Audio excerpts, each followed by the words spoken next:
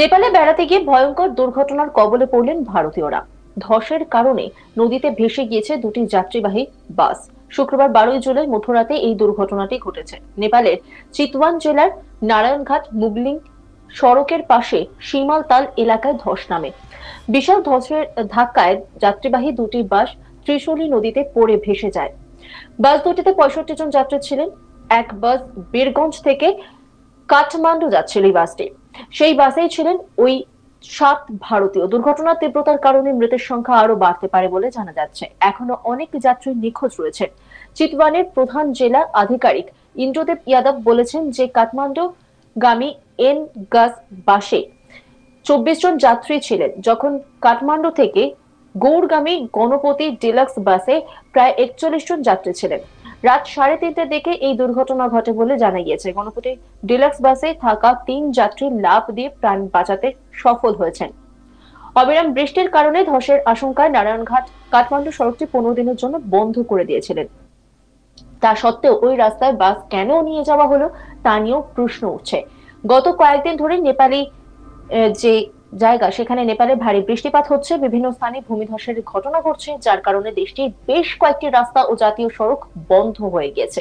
Police super ভাবেশ Remal Kathmandu পোস্টকে বলেছেন যে Nepal police এবং সশস্ত্র পুলিশ বাহিনী কর্মীরা উদ্ধার অভিযানের জন্য ঘটনাস্থলে পৌঁছেছে। এই ঘটনায় শোক প্রকাশ করে নেপালের প্রধানমন্ত্রী পুষ্পকমল দাহাল সংশ্লিষ্ট সংস্থাগুলোকে অনুসন্ধান ও উদ্ধার অভিযান পরিচালনার নির্দেশ দিয়েছেন।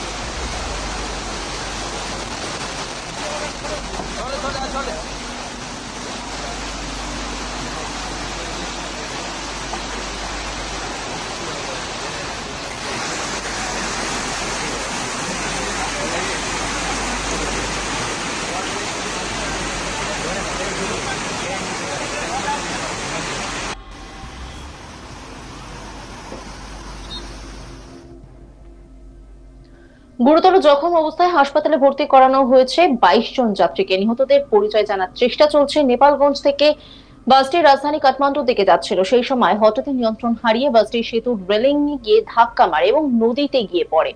প্রাথমিকভাবে উদ্ধার কাজে হাত লাগান স্থানীয় বাসিন্দারাই। পরে ঘটনাস্থলে যায় পুলিশ এবং উদ্ধারকারী দল। নিহত ভারতীয়দের মধ্যে দুজনের পরিচয় জানা গিয়েছে। একজন ভারতীয় যাত্রীর নাম যোগেন্দ্র রাম এবং অন্যজনের নাম মুনি। প্রথমজন বিহারের বাসিন্দা, দ্বিতীয়জন উত্তরপ্রদেশের। ময়নাতদন্তের জন্য নিহতদের দেহ স্থানীয় হাসপাতালে নিয়ে যাওয়া হয়েছে। ঘটনার পর নেপালের প্রধানমন্ত্রী পুষ্পকমল দহাল নিখোঁজ যাত্রীদের অনুসন্ধান ও উদ্ধারের নির্দেশ দিয়েছেন। যুদ্ধকালীন তৎপরতায় উদ্ধার কাজে নেমে পড়ে প্রশাসন। তবে টানা বৃষ্টির জেরে উদ্ধারে সমস্যা হয়। প্রতিকূল আবহাওয়া মোকাবিলা করে চালানো হয় উদ্ধার কাজ। নিখোঁজ যাত্রীদের মৃত 7 ভারতীয় বিষয়টি নিশ্চিত করেছে নেপাল প্রশাসন। এদিকে আবহাওয়া খারাপ থাকায় কাঠমান্ডু থেকে ভরতপুরগামী সমস্ত ফ্লাইট বন্ধ করা হয়েছে। সড়ক পথে যাতায়াতের সতর্কতা জারি করেছে প্রশাসন। গত কয়েক সপ্তাহ ধরে টানা বৃষ্টিতে বন্যা পরিস্থিতি সৃষ্টি হয়েছে নেপালে।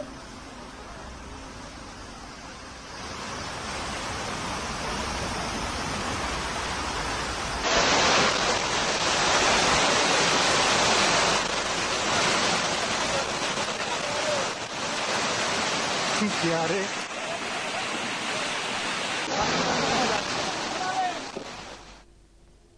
নেপালে বেড়াতে গিয়ে ভয়ঙ্কর দুর্ঘটনার কবলে পড়লেন ভারতীয়রা।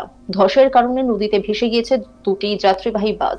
শুক্রবার 12 জুলাই মধ্যরাতে দুর্ঘটনাটি ঘটেছে নেপালের চিতওয়ান জেলার নারায়ণঘাট মুগলিং সড়কের পাশে সীমালতাল এলাকায় ধস নামে। বিশাল ধসের ধাক্কায় যাত্রীবাহী দুটি বাস ত্রিশূলী নদীতে পড়ে ভেসে যায়। বাস দুটিতে 65 জন যাত্রী ছিলেন। একটি বাস বীরগঞ্জ থেকে কাঠমান্ডু যাচ্ছিল, সেই বাসেই ছিলেন ওই 7 ভারতীয়। দুর্ঘটনার তীব্রতার কারণে মৃতের সংখ্যা আরো বাড়তে পারে। এখন অনেক যাত্রী নিখোঁজ রয়েছেন। চিতওয়ানের প্রধান জেলা আধিকারিক ইন্দ্রদেব যাদব বলেছেন যে কাঠমান্ডুগামী এনগাস বাসে 24 জন যাত্রী ছিলেন, যখন কাঠমান্ডু থেকে গৌড়গামী গণপতি ডিলাক্স বাসে প্রায় 41 জন যাত্রী ছিলেন।